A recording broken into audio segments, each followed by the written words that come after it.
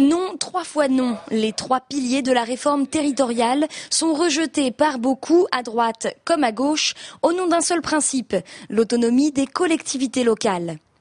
Premier pilier, la suppression de la clause de compétence générale, avec des domaines d'action qui vont devenir ultra spécialisés pour les départements et les régions. C'est la fin de la liberté d'initiative, pour beaucoup un vrai gage d'efficacité. Plus d'initiatives possibles, quoi. Les élus, les conseillers territoriaux seront finalement des fonctionnaires ou des préfets ou des sous-préfets qui exécuteront les ordres de Bercy et de l'Élysée. C'est impressionnant, quoi.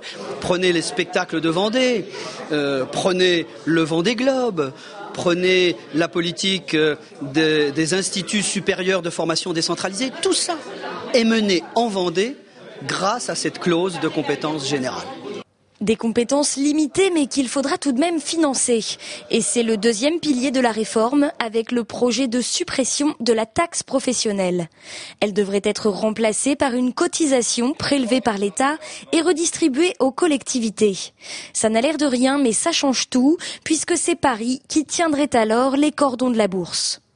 Ne dépendre que des dotations d'État, c'est mettre les ressources fiscales et financières d'une collectivité locale dans les mains de l'État. C'est une régression profonde de la décentralisation, de la démocratie locale. Aujourd'hui, je vous donne un exemple. Les aides européennes en France sont gérées par l'État central, qui donne des ordres aux préfets de région. C'est vraiment le foutoir. Il faut 1 an, 2 ans, 3 ans pour utiliser les fonds européens, alors que les Belges le font en quelques semaines. Il vaudrait mieux, dans cet exemple-là, que les régions, par exemple, ou les collectivités, soient maîtres d'œuvre. L'État est un mauvais gestionnaire des fonds européens. Troisième pilier, troisième critique, la fusion des conseillers généraux et régionaux. C'est la création du fameux conseiller territorial qui siégerait dans les 2 assemblées. Dans ce cas, plus de cantons, mais des territoires plus grands, au risque, notent les détracteurs du projet, d'éloigner encore plus le pouvoir des problèmes de terrain.